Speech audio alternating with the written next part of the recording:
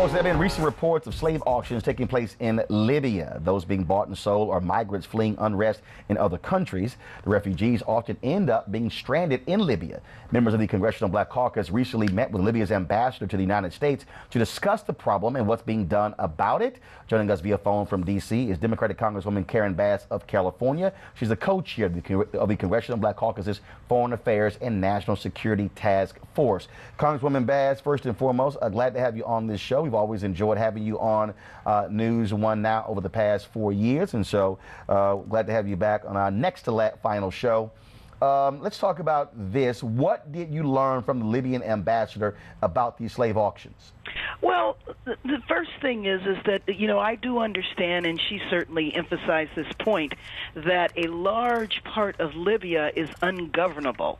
So they really don't have a government in place, and things are, you know, very much in disarray. And so the point that we were trying to make to her is we want to be helpful. The United States has a particular responsibility, given the fall of Gaddafi. And so we wanted to know from her, how can the United States be helpful? And the point that she was emphasizing is that they are trying to investigate to find out exactly where this is taking place. And so we're waiting for follow-up from her, and we'll see how we take it from there. What role could the African Union play when it comes to what's happening there in Libya? Well, I think the African Union and the EU can play very, very strong roles, and in particular the EU, because the EU is contributing to this problem because they're turning the migrants back, and they're not doing enough to rescue them. I mean, we've heard an awful lot about the Syrians that were dying at sea, and that is a horrific situation, but there are hundreds and thousands of Africans that are dying as well. And so in some instances, the Europeans were literally turning the ships back, and they need to do more.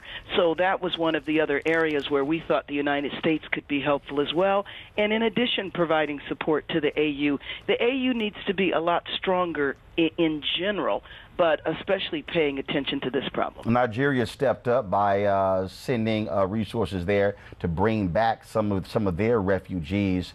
Are there conversations happening with other countries as to how to save folks? Yes, there are. And again, the best way to address the problem is for people not to leave their countries to begin with. So addressing issues like Boko Haram, you know, addressing the severe economic crises in some of the countries that has led to people leaving their countries, going to Libya, trying to get to Europe. One thing I do have to say, though, is that there were a lot of sub-Saharan Africans that were living in Libya during the time of Gaddafi. When Gaddafi fell, there was a lot of anger directed toward them because they were viewed as pro-Gaddafi supporters. So although this slave trade that is going on is the most egregious example, the sub-Saharan Africans have been having a hard time in Libya for the last several years. Cleo Monago. Hey, greetings, Representative Karen. You know me. I know you. How you been? I'm okay. How are you? I'm doing well. It's good to hear from you, and it's good to know that you're in leadership on this issue, because I know that you take care of business. Thank you. But my question is it really a doable situation to resolve? I mean, is this just talk, or can we alleviate the fact that black folks are being made into slaves in 2017? How realistic it is to transform that situation? Well, I think we absolutely have to, and I do think it's solvable, but it is going to take the AU, the EU, the source countries, Libya, all coming together. But we absolutely have to push. Will they come together?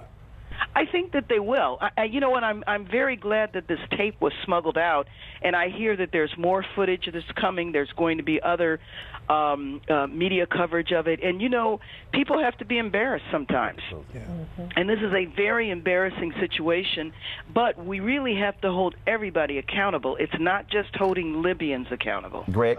Representative Bass, again, good morning. I really have to ask this, and it's a delicate question, but Muammar Gaddafi, one of the things that he embraced in terms of being a Pan-Africanist, even if it was political, was he said that everyone in Libya is a Libyan, and that included the continental Africans. That's right. How much of this mess is a direct result of the foreign policy of the United States, more specifically in the Obama administration when they took him out. Not just the destabilization of Libya, but the things that have spilled over, everything from Boko Haram to what is going on in Mali around Timbuktu. How much this basically is our fault? Well, we absolutely have responsibility to that. I mean, you know, you raised the situation in Mali, and the coup that happened in Mali can absolutely be attributed to Libya, because it was the arms that were distributed all around the region once Gaddafi fell. You know, we do have to remember what was going on during that time, but I think it's absolutely right to reflect back to that. You know, what happened during the Obama administration and in Congress, because it was a vote in Congress as well, one that I certainly reflect back on, was there was a tremendous fear that there was a massacre that was getting ready to take place. Yeah. And a number of the countries came together and asked the United States to participate. And I think that there's a lot of examples around the world. I mean, that was one of the reasons why I felt it was important for us to step up, not just as the Congressional Black Caucus, but because the United States absolutely played a role in this situation. All right. I gotta go to break. Congressman Karen Bass, I really appreciate it. Thank you very much. Weekdays on TV One. I will never lie to you. Oh my God. Roland Martin. He doesn't want to talk to us. He wants to ignore us. Uncensored. Hell no. That ain't gonna cut it, boo. Unapologetic. No, that is fundamentally false. You are wrong. Unfiltered. He wants an America where we all look alike. He ain't talking about black people. Unrelenting. You better go work out, because you got a fight on your hands. NewsOne Now with Roland Martin. Weekdays at 7 a.m. on TV One.